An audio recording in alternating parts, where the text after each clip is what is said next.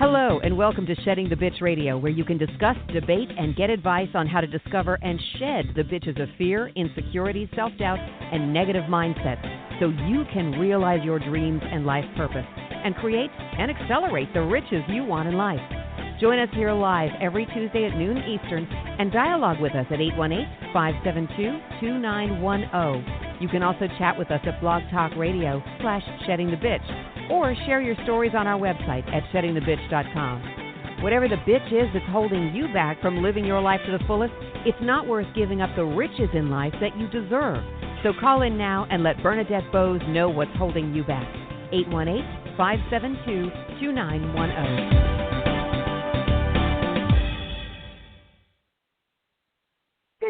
Good day, everyone. How are you? It is a fabulous day. It is freezing cold here in Atlanta. It's like 20-something. But it's a nice chill. It's a nice, kind of getting under your skin and keeping you awake. Which I was feeling when I woke up this morning that I might need a little cold rush in order to keep me awake and energized, but I am, and I love the topic of conversation we're going to have today around time management hacks. But I'm going to give you a different perspective on it because I've gained, just in the last year, I would say, a whole different perspective on it as well. And if any of you are regular listeners or, members of our community, you'll know that I talk about some very standard time management, purely time management tips and techniques. And yet I was given a new perspective on just what time management's all about and what it isn't. So we're going to talk about all of that. And, you can get your pen and journal ready. You can get your ears or it'll be out on our Shedding the Bitch blog this afternoon, so you can certainly go there and pull down the hacks and actually the episode so you can listen and share it with others that you might feel need also to kind of get some nice hacks for how to be more productive and successful in life. And actually it really comes down to two. It's not even that for me anymore. It's more peace of mind. It's more relaxation. It's feeling more free and unburdened as opposed to all the kind of business lingo of being productive, efficient, effective, all that kind of good stuff. So we're going to get into all of that. And next week we're going to talk about, and it ties very nicely in this week's conversation, but we're going to talk about the power of habits. So, individuals at all levels of success, let's call it, kind of always discuss how those disciplines are what has helped them through all the highs and lows. And I thought that would be a really powerful conversation to have. So we'll be talking the power of habits. So think about yours. And as you do, think about, are they powerful in that they propel you forward, or are they powerful in holding you down? Because some of our habits, especially those of us with a bit of OCD, they can be detrimental as much as instrumental in our lives. Of course, we've had some great past episodes. Last week we talked about a formula for success, and it's our Shift to Riches formula, a 5-step process that you can use any day of the week, any time of the year, dealing with whatever situation in life. It walks you through the steps that you really need to do to become more self-aware, to become more transparent and authentic, and to really just work your way through a situation, good, bad, or indifferent, maybe a decision you have to make, something you need to overcome. That was our Shift to Riches conversation last week. Our Ask Bernadette episode, which is an episode devoted totally to your questions, stories, and challenges. We do it the first Tuesday of every month. You can certainly Facebook and tweet us or LinkedIn, message me any question, story, and challenge you have at any time, and I will respond to it as quickly as possible. But then what we like to do is other people might be dealing with that. situation, with that experience, with that question. So we bring it here to the show the first Tuesday of each month, and we dive into it even deeper. You also have an opportunity to jump on to the program and talk to me directly about it so we can dive into it more specifically and more personal to you. And so our Ask Bernadette for the first Tuesday of 2020, we talked about assessing your business. We talk about assessing yourself a lot, assessing your year, assessing your goals. Specifically, a business owner had asked me about, okay, what specific steps do I need to do to really assess my business, good, bad, or indifferent, of last year and carry it into this year. We talked about how to start a podcast, and even before starting it, figuring out if it's even relevant for you, because it's not for everybody. And also, we addressed the number one most awkward interview question. But at the same time, it could be, if you're out on a date, and that is the number one most awkward question. You'll have to listen to know what it is and to get some insights as to how to handle it. Let's see. The week before, and this is important. So the week before that, it was coming out as we came into 2020. We talked through our Shift to Riches plan. So we have a formula, and then from that, a plan. It involves both your goal setting and your victory plan setting. And it all ties in together. You can go back to that episode to listen to that. As well, go on to sheddingthebitch.com and pull down the template that we walked through and that I made available to you out on sheddingthebitch.com. And it's a great template for, again, setting your SMART goals for 2020, as well as walking through a victory plan of which really ties in not only your goals, but everything that's going to impact your ability to pursue and achieve those goals. And so we call it your victory plan, or your vision to victorious achievements, we also call it. And as well, just go to blogtalkradio.com, sheddingthebitch.com, or Apple Podcasts and download any of our past episodes. Okay, so today we're diving into some hacks for a more productive, actually, let's call it a happier, more relaxed, unburdened you. So the rich question I want you to be thinking about, and rich questions are a question specifically to you on this subject that you could be thinking about and grounding yourself in as you start to listen and learn from the program. And so the rich question in regards to time management is, what is the greatest distraction to your focus, energy, and productivity on any given day? So consider that, because we're also going to talk about what you need to be doing, one of the hacks that you need to be doing in regards to becoming aware of what your greatest distraction is to your focus, energy, and productivity. If you are Facebooking or tweeting with us, feel free to do that with our tag time management, or tag hacks, or, of course, hashtag shed the bitch. All right? We're going to take a very quick commercial break, and when we get back, we are going to dive into how you can be more productive, happier, and successful in your life. We'll be right back. Shedding the Bitch Radio is available for download anytime on Apple Podcasts, sheddingthebitch.com, and blogtalkradio.com. Be sure to subscribe to the program for all of the updates and announcements of our guests and show topics. I want to thank our sponsors, North Georgia Tax Solutions, who offers a broad range of tax services for small to corporate-sized clients. Go to ngtaxsolutions.com to learn more. And Parker House Virtual Services, who provides virtual assistance and social media support for small to medium-sized businesses, including mine. Email Deborah at deborahparker.va@gmail.com.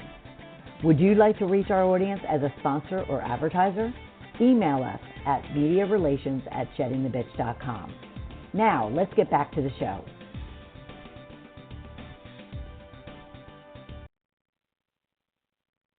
Welcome back, everyone. All right. So over the last, I want to say it's been about 6 or 7 years, The technology industry has coined a term, time well spent. Now, you probably heard that before. How do you spend your time well spent, or something to that effect? They coined it because they really wanted to ensure that their products were actually freeing you up and being more friendly, in that they're helping you to minimize distractions, minimize time you need to be doing, certain activities, and hoping that they are actually going to reduce the amount of time that you spend on their phones, their iPads, whatever the case might be. Are you laughing? Because I certainly was when I, kind of came across this. Because according to a number of studies, phone time and thus distractions have actually soared. So according to a measurement company, Zenith, American adults spent about 3 hours and 30 minutes a day using their mobile internet in 2019, which was an increase of 20 minutes from a year earlier. Now, the firm expects that time will even grow to 4 hours, so that's a full 30 minutes, in 2021. So within a year, our usage is going to even increase 30 minutes. Now, of course, technology can make our lives easier, happier, and even freer. But I have to question it myself, because I know that before I put a certain game on my iPhone, I really didn't spend a lot of time on it. Yes, I would scroll to see my emails and texts and even Facebook and Instagram. But then I got this game, and now it's kind of like when I'm sitting on my couch, I won't say bored, but because I'm watching TV, or I might have picked up my journal, I actually find myself heads down in this thing for a long time. I'll just leave it at that. So what I want to really talk about is technology is not just the only thing. That was just a really big kind of broad stroke wow that I had seen when I started researching for today's program over the last week or so. Because phones are such a instrumental part of our lives. And technology has become, I would even say, in the last 3 to 5 years, it's become so, what would you call it, just embedded, ingrained. It's like another arm in our lives. And so what we need to be able to figure out, whether it's at work or at home, is how do we, kind of go back to what the technology industry wanted and find ways to make these things valuable to us, as opposed to so detrimental and so time sucky, which is a very, popular term. No, it's not.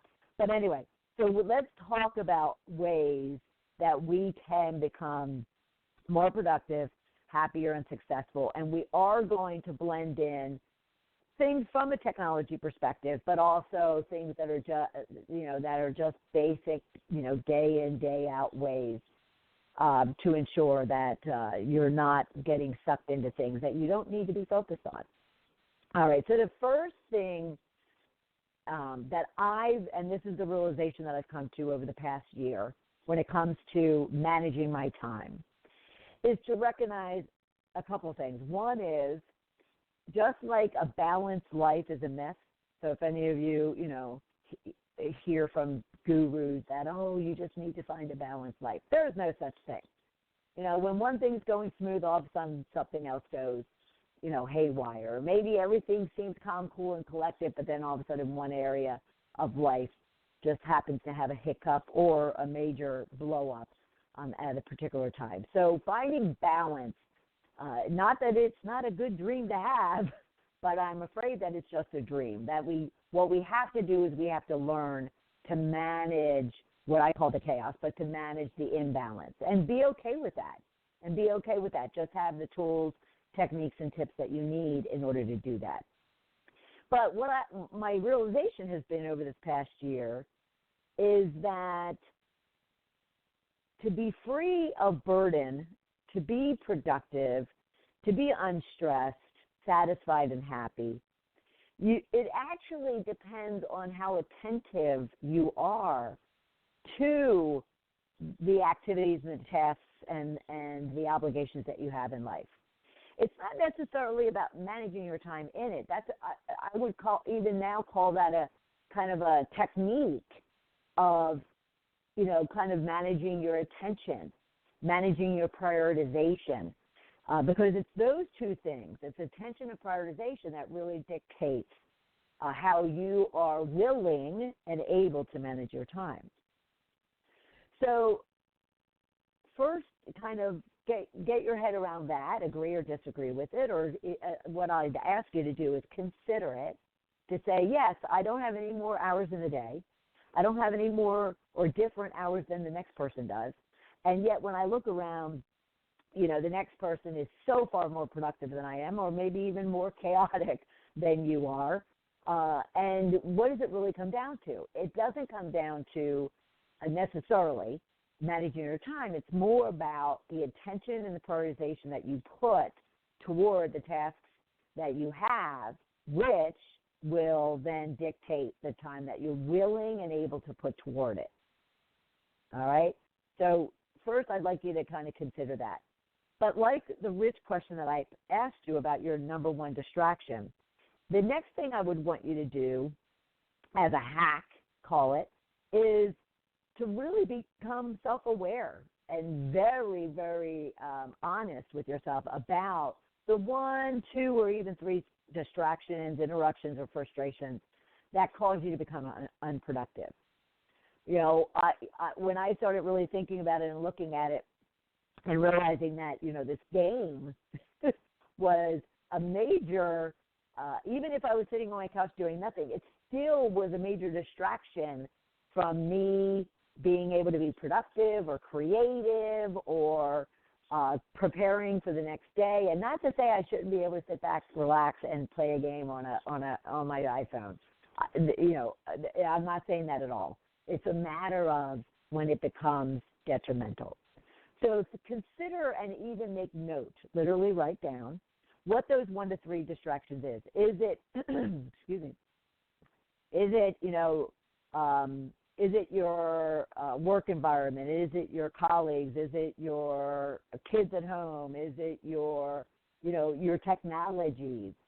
Is it the fact that you just get bored? Is it the fact that you can blame it on, being ADD? But is it just because you're not really even interested in whatever it is you're supposed to be doing? It's all about getting to know yourself. Now, another part of getting to know yourself is how best do you work? There's some of us that are very good at working by ourselves. So when people talk, it'd be great to work from home. Well, be careful what you wish for, because a lot of people struggle working remotely and working by themselves. I deal with that a lot with my clients. And it's not even business owner clients. It's corporate clients who happen to work not only in their home, but they're also working away from, corporate headquarters or their satellite office, and they're trying to figure out how to, stay connected or even get connected. But other people are like, oh, that's great. Keep me as far away from other people as possible. But you really need to learn how best you work. I would have told you, I would say like 7 or 8 years ago, that I much preferred being, in an office with other people as opposed to working on my own. And yet that has changed. Now that could be because of my change in priority and my attention, but that has changed. So you just really want to focus first on who you are and how best you operate, even before you get into trying to manage all the chaos that might be going on around you. And then what you want to do is, another part of really understanding and being aware and honest about how best you work. That also pertains to when you're most productive. So you hear of these, these successful business leaders, entertainers. They're up at 4:30, 5 o'clock in the morning, either working out before they go to work or they're just getting into their workday. While others are, I don't even get started until later in the day. And I'd rather work all the way into the night. And then, I hear a lot of writers that actually will sit at their desk until 2, 3 in the morning. That's great for them, but is that the way you operate? Is that the way you best function? My worst time of the day, I do, I get up relatively early. I get up at like 6:30. Many of you parents out there get up much earlier than that without even having to go off to a job, but you're having to go off to your home job of taking care of the house. But my worst time is between about 4 to 7 is my lull.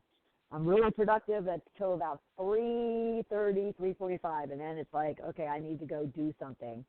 And then I can come back, and I'm happy to work from like 7 to 10, but I'm an 8 hours a night sleeper, so I need to be in bed by 10. So get to know who you are and how best you operate, because, one, it'll save you a tremendous amount of frustration, but it also will positively or negatively impact the people around you. All right, I have a friend in the office. Hold on 1 minute.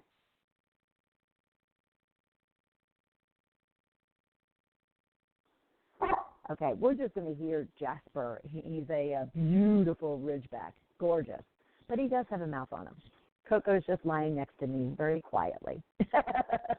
Okay, so really take time to even know about yourself before you start worrying about how to get out from all the burden and the stress that you might be feeling around managing your time.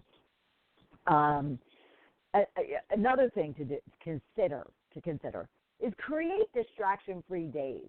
Once you understand kind of what distracts you, what frustrates you, what interrupts you, take those things, and maybe you're not able to break those bad habits right away.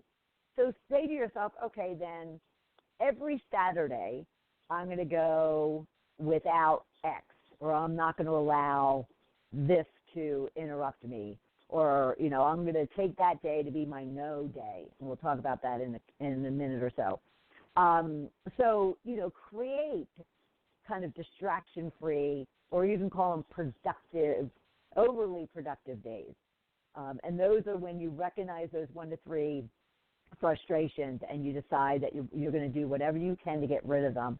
As you learn to then change your habits and change your mode of operation, to be able to effectively eliminate them out of your daily being, so to speak. All right, then what I have my clients do, and this drives them crazy, but it's a great exercise for you to do, is take a blank piece of paper, journal, legal pad, doesn't matter. And even if you have a standard one, I want you to start from scratch and detail out all your tasks and obligations and to-dos for any given day and week. So I want it for 7 days. You don't necessarily have to break it down by day. But what are those things that you tend to, kind of have to do, whether it is your family, your friends, the community? What are all the different things that you have to do? I want you to then look at them, and I want you to determine if they are either, must-dos or not so much to do. But more so, you can even categorize them as what from this list, for a number of reasons, which we'll get into, can I delete off my list? Can I delegate, or that I have to do it? So it's delete, delegate, or do. Now, when it comes to deleting, there are just some things that we just don't need to be doing. Of course, I'm drawing a blank right now as to what that is. But if you look at your list, there's probably something that you can go, you know what, I really don't need to be doing that. Someone else can do it. And again, this is at work or at home. There could be where you can delegate. Now, this is where technology has greatly helped in regards to being able to delegate. Now, delegate often means, giving it to someone else to do. Of course, that's what it means. Now, at work, that could be a coworker, that could be another team, that could be another group within your organization. Maybe it is something that you or your team don't need to be working on. But where technology has really, really helped and supported is really also at home.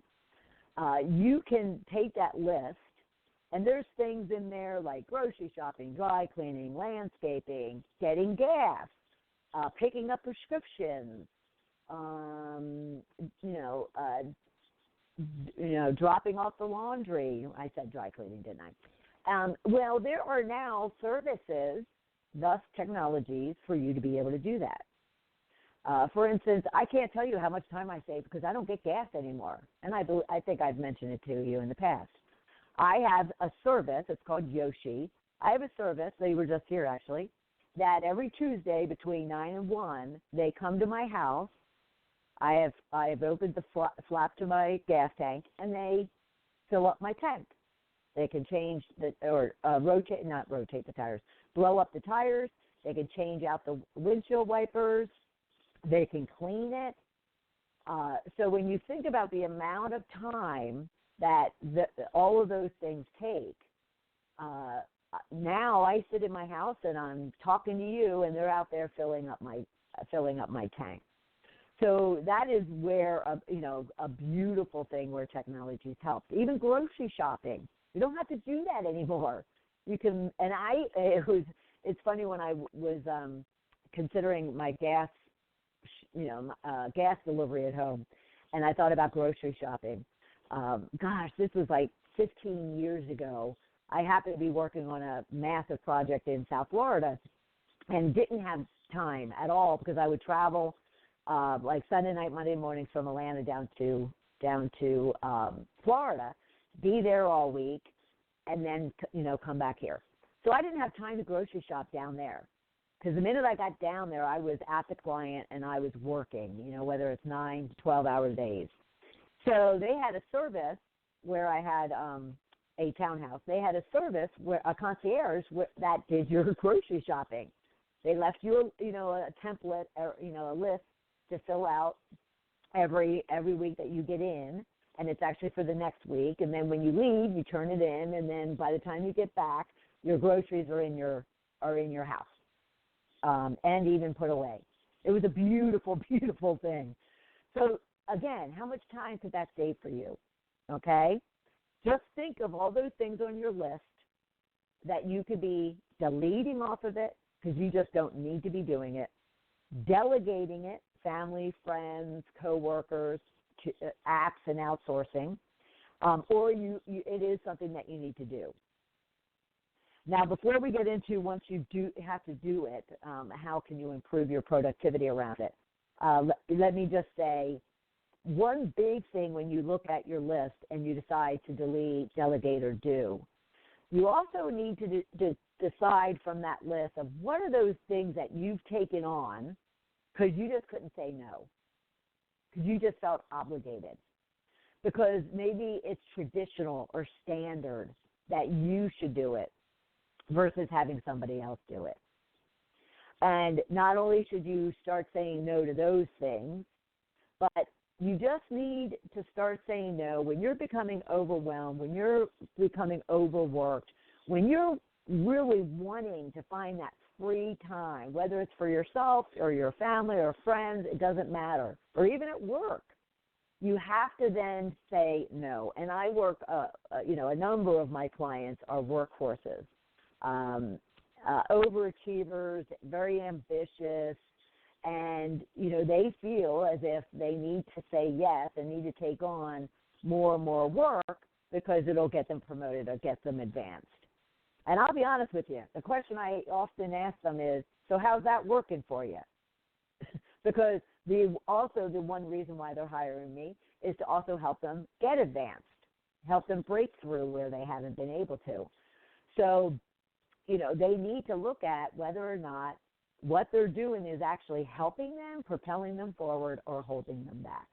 And you won't be surprised, but they're often surprised when I show them that not less that they do, but when they do it based on the priority of the work and the ability for them to get it done versus just taking it on and then therefore dragging themselves down and dragging the work down with them, they're always shocked to realize that what they should be focused on is less and more quality versus more and less quality.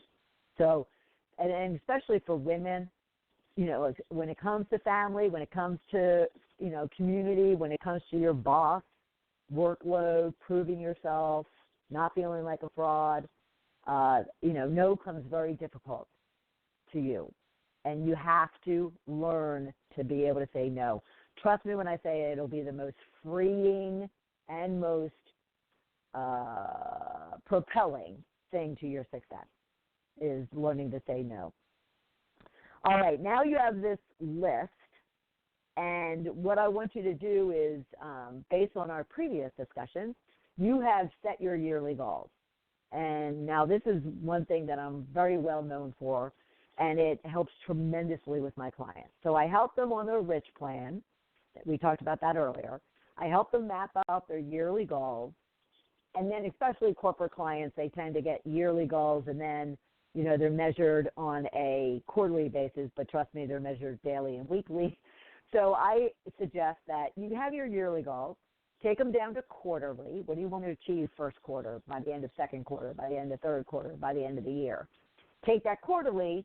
Okay, now what do I need to do in the first month of the quarter in order to achieve that quarterly goal?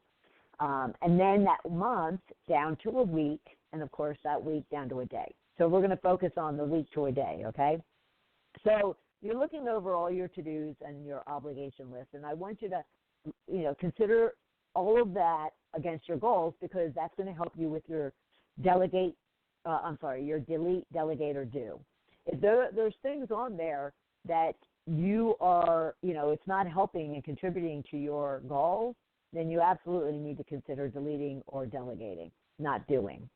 If they have something to do with your goals, then it'll help you to identify those and decide, okay, then is that a priority for me to be doing this week and thus this day? So your goal setting should, I like to do mine for a week, kind of like Sunday night. I like to get it out of the way. So I set my goal for the week, and then I lay out, all right, what am I going to be doing at least Monday and Tuesday? What are the 1 to 3 things? Pick 1 to 3 things that you need to be doing when you wake up Monday morning. So then now you have a goal. You have an objective. You have a reason for getting up in the morning. And you're now very clear. You're already clear and focused on what it is that needs to get done. And you're not waiting until you wake up and you're fumbling through, you're getting yourself to work, and you're still kind of playing through your head what needs to get done, and you have no real plan in place. This, attention, time management is all around plans and knowing what it is that you need to do and how to get it done, and what then will help you stay focused, all right? So you have your weekly goal. You looked at it at the beginning of the week. You laid out at least Monday and Tuesday is my hack suggestion. And then you start working on them come Monday when you get to work, when you wake up at home, whatever the case might be. Now, especially women, we tend to have this belief that we can multitask. We can do 2 things at once. I'm here to tell you that it can't be done. I always thought I was a huge multitasker. And then I realized, that was just, 1, untrue, but 2, creating more havoc than it was creating support and creating results. You can only do one thing at one time. Yes, you can, walk and chew gum at the same time. Yes, you can work and pick up the phone at the same time, but you actually can't.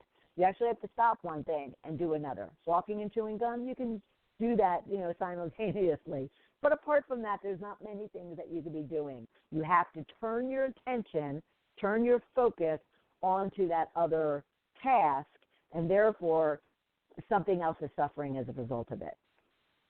So what you want to be able to do is from that weekly to-do list based on your goal, you pick 1 to 3 things. You then have to determine which of those 3 things are the most important to get done to be able to achieve your goal, and then just focus on that one thing. Now, I'm not going to say anymore, you focus on that one thing until it's done, because I've just found, especially over the past year between my writing and my client work, there are going to be necessary, let's make sure I say necessary, interruptions and distractions as a result of those 2 differing goals.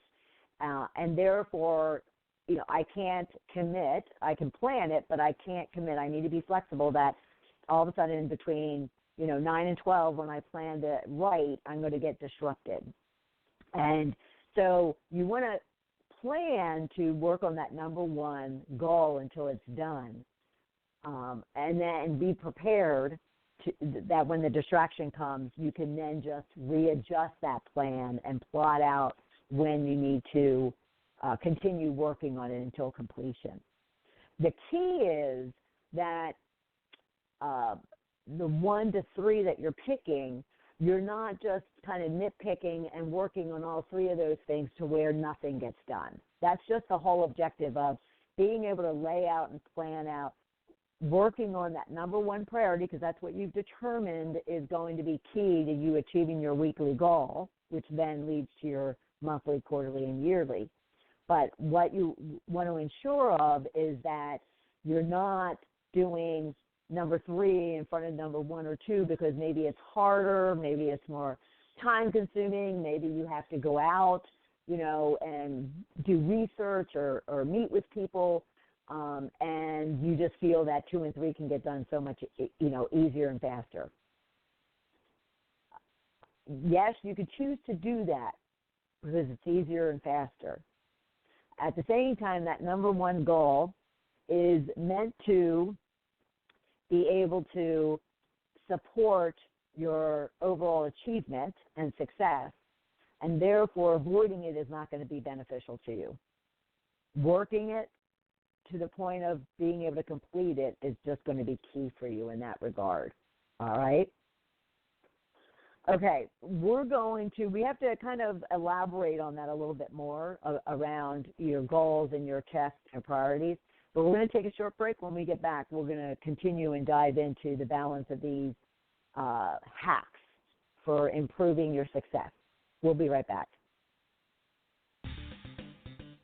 Shedding the Bitch Radio is available for download anytime on Apple Podcasts, sheddingthebitch.com, and blogtalkradio.com. Be sure to subscribe to the program for all of the updates and announcements of our guests and show topics. I want to thank our sponsors, North Georgia Tax Solutions, who offers a broad range of tax services for small to corporate-sized clients. Go to ngtaxsolutions.com to learn more. And Parker House Virtual Services, who provides virtual assistance and social media support for small to medium-sized businesses, including mine. Email Deborah at deborahparker.va@gmail.com. Would you like to reach our audience as a sponsor or advertiser? Email us at mediarelations@sheddingthebitch.com. Now, let's get back to the show.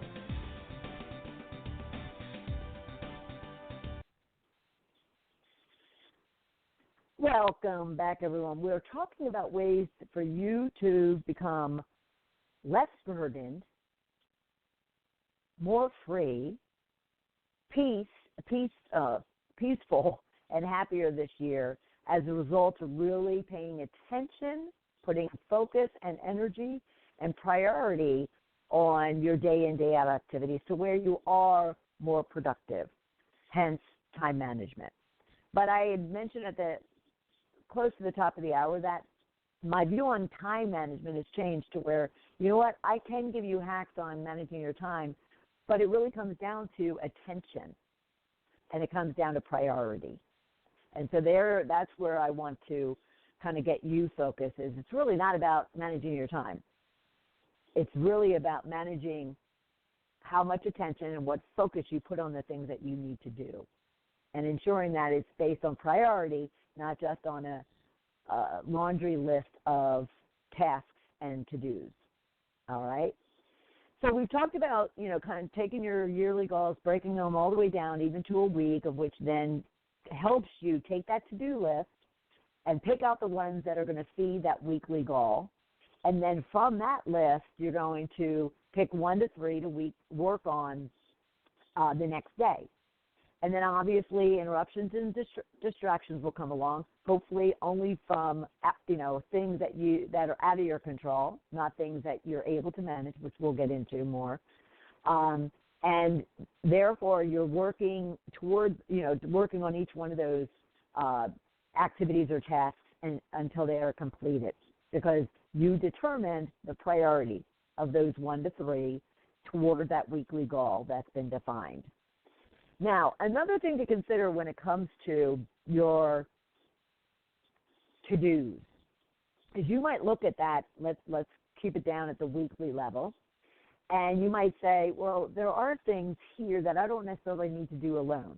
And this has nothing to do with whether you work at home alone or in an office or you're at home alone or whatnot. It really has to do with, do I really need to take on the burden of this task or activity, myself?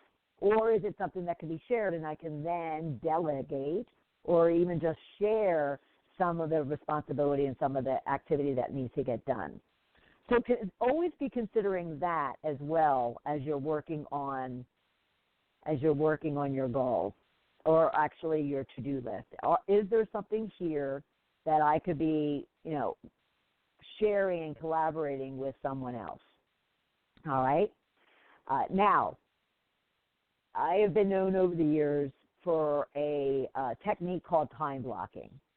And that's basically taking that whole to-do list that you've gotten down to a weekly based on the goal that you've determined, and making sure that there is time blocked out on your calendar to do whatever it is that you need to get done in that week. Now, it includes the 1 to 3 that you'd be working on any given day. But you're looking at it more proactively, so you can block out your calendar to ensure that by the end of the week, you've gotten all of the things done that you need to work on to achieve that weekly goal. And then placing appointments on your calendar, whether it's for 5 minutes or it's for an hour or multiple hours, but placing all of that on your calendar. And therefore, I call it time blocking. And basically what your calendar would then look like, you could, I use different colors for different things. So sales and marketing are one thing, client work is another thing, the dog park is another thing, the gym, playing pickleball is another color. So you can, if you're a visual person, that could help you. But put everything and treat everything that's on that list as if it's an appointment. Because rarely do we ever break appointments. Yes, we might have to change them around. Yes, we might have to, reschedule. But we tend to, as beings, if we have a doctor's appointment, if we have a PTA appointment, if we have a meeting with our boss, if we have a client meeting, if we have a networking meeting, we tend to keep them. And therefore, if you can get into a habit, which we'll talk about next week, but if you can get into a habit of even taking the smallest thing like grocery shopping, if you haven't outsourced it, or going to the park or the gym, or going to, a client meeting, or, I have only certain hour time blocks that I work with clients. Now, of course, that could change. They might not be available, but that's my intention going in. That's the way I prioritize and give focus to what it is I need to do in a given week. So I consider it to be time blocking. Now, technology has helped here greatly, because if you were to put all those things on your calendar and say that you share your calendars with your family or your friends or coworkers, people at work, obviously they don't see the detail of that appointment, but they do see your calendar blocked out. And therefore, they can see that you're unavailable, and therefore helping to minimize the distractions, the interruptions, the intrusions on your time. All right, so consider that as well. I'm sorry, I just had a blank. The other just simple thing that you could be doing when it comes to distractions, disruptions, and managing your time and attention and priority is to really, as you start your workday, really be conscious and aware of your work environment. If you have a messy desk, clean it. If your phone messages and your text notifications and your Facebook notifications and your emails, whether it's your laptop or your phone or your iPad, then shut them off. Turn them off. Now, I'm not saying you have to do that for the full day unless you want to, but say you're sitting down and you definitely have a key project that you need to get done by a certain hour, then turn off all those notifications that pop up. I was sitting, actually, I was doing some work on Sunday with someone that I had offered up my Sunday time to. And so I had her come over to my place because that was going to save me time because I had a obligation later on that afternoon. And as I was sitting here, we were using multiple phones to do some recording. And yet on those phones kept popping up notifications that was distracting both of us.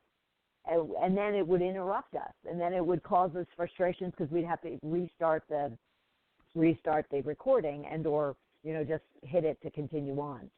And I was like, well, wait a minute, we should have just been cognizant of turning all of those off before we even got started, because then that never would have happened. Now, keep in mind that you might say, oh, that's no big deal, it was only a couple seconds.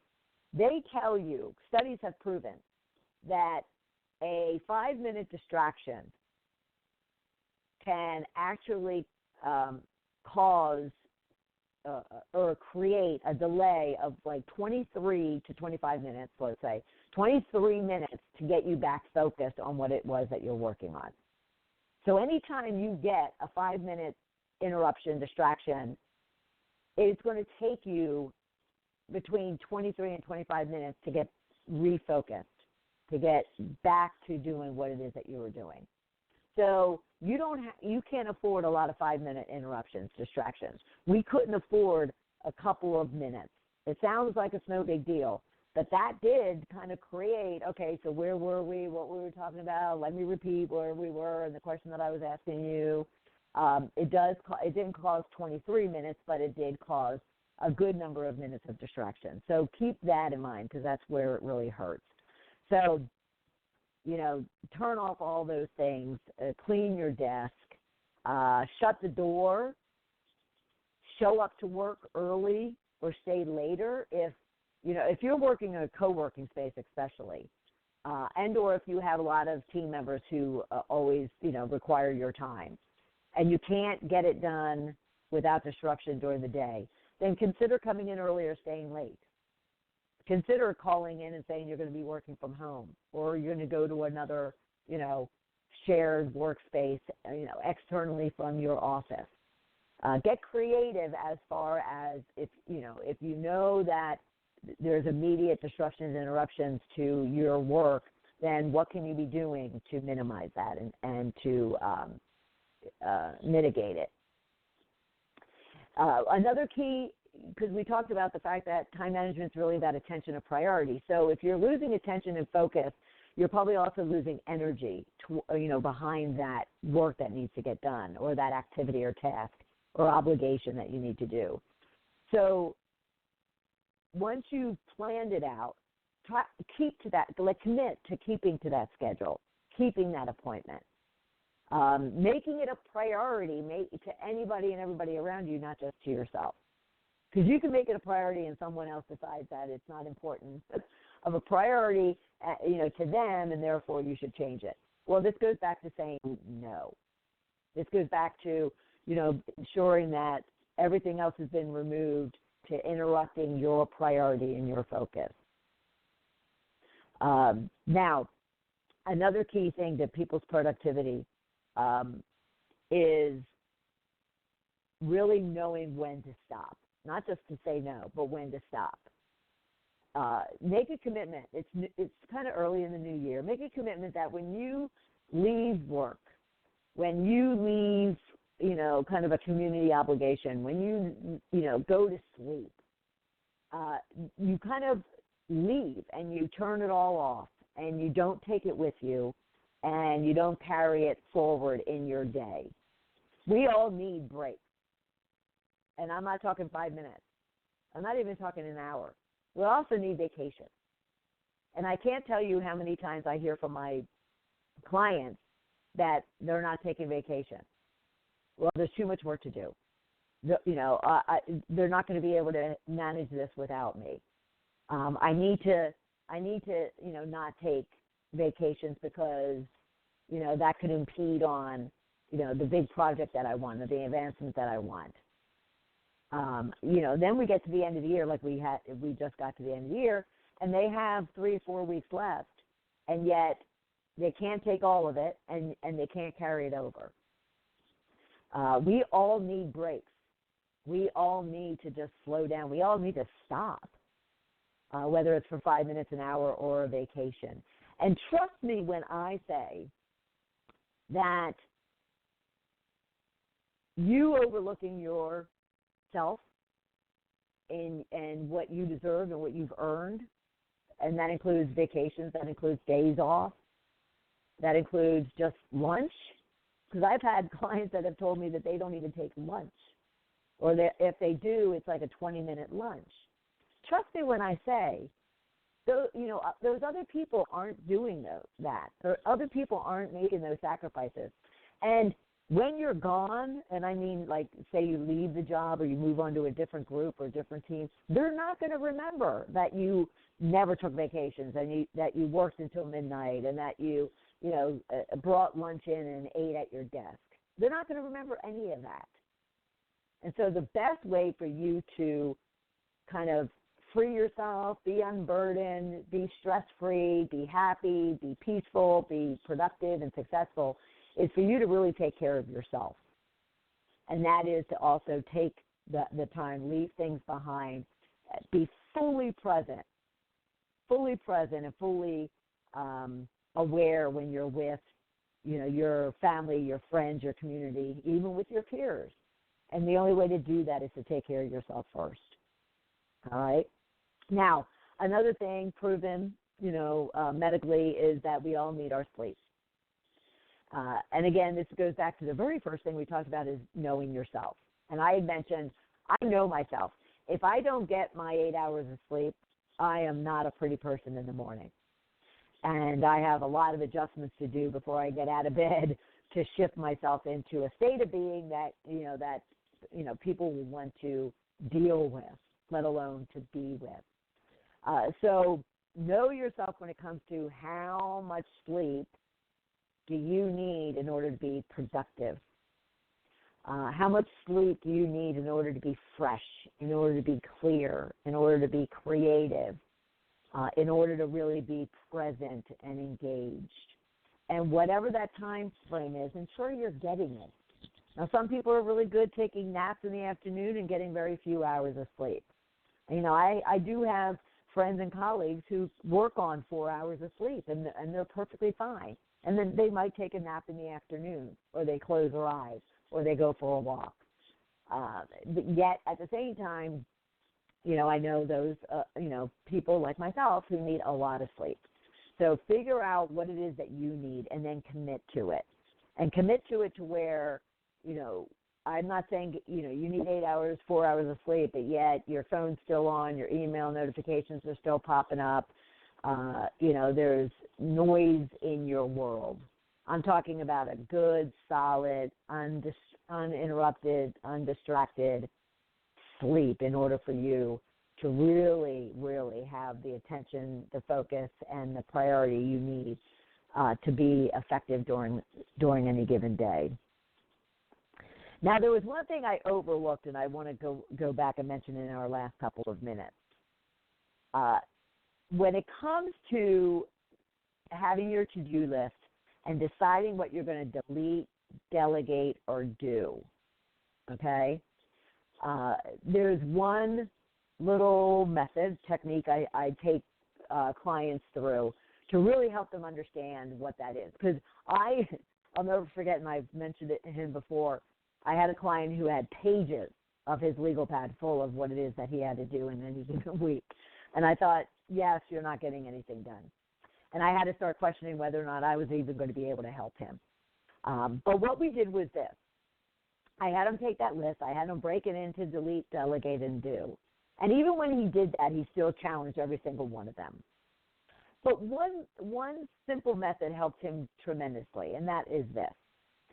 So you have an hourly value, let's call it. It could be a salary. It could be a rate if you work for yourself, or a product cost if you want to look at it that way.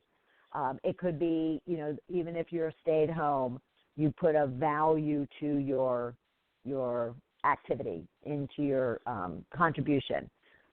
So consider that. So say it's $100 an hour. So the easiest way I get people, especially corporate clients and business owners, actually, I should say, to really prioritize their delegate, delete, or do, is I have them look over each one of them and tell me, because it's for a week, remember, we did it for a week, tell me how much time does each one of those tasks or activities take. And they'll say 5 minutes. Okay, so how many times a week do you do this particular thing? Well, 3 or 4 times. Okay, so that's 20, 25 minutes. All right, so how much do you make in an hour? $100. Okay, so 20 minutes of $100, 20 minutes of an hour is a fifth. So of $100, that's $20. So what on this list costs $20 if you were to delegate it, like outsource it? This became really relevant to me a number of years ago now, close to 12, 13 years ago, when I moved into my current house. It has a decent-sized backyard, and I was doing my own landscaping. I went and bought all of the fancy equipment, and I thought, no, I'll just do my own blowing of leaves and bagging those leaves, and I felt like I wanted a green thumb. And the next thing you know, I find myself not even like a third of the way through on the very first time I go to do this, and I'm like, no way, I cannot take this much time to do something that I could be putting and giving to someone else to do based on what I'm losing by doing this work in income, in consulting work. And so that's where I kind of got to this, this method of really getting people to see what their value is of this to-do list that they happen to create, whether it's big or small.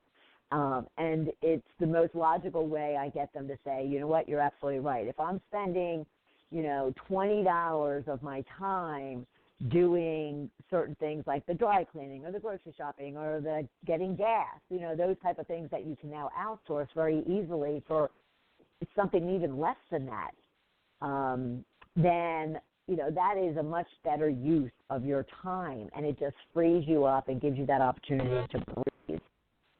Okay? So I wanted to throw that in there because I noticed and I highlighted that I didn't cover it, and that is a great hack that clients and friends have used and have proven to be very effective for them. So that is my list of the ways that you can become more productive, happier, and successful. I am happy to put this out on our Shedding the Bitch blog post. You can also go to balloffireconsulting.com and find it there as well as the full episode that you can listen at any future time for yourself or to share it with friends. And again, a reminder, next week we'll be talking about the power of habits, which ties very nicely into this conversation today. So thank you, everybody, for joining, and I'll look forward to having you right back here next week. Have a rich, prosperous week. Take care. Thank you for listening to Shedding the Bitch Radio with Bernadette Boas. Join Bernadette every Tuesday at noon Eastern as she helps you shift your bitches to riches. And the dialogue is always going on at sheddingthebitch.com. See you next week.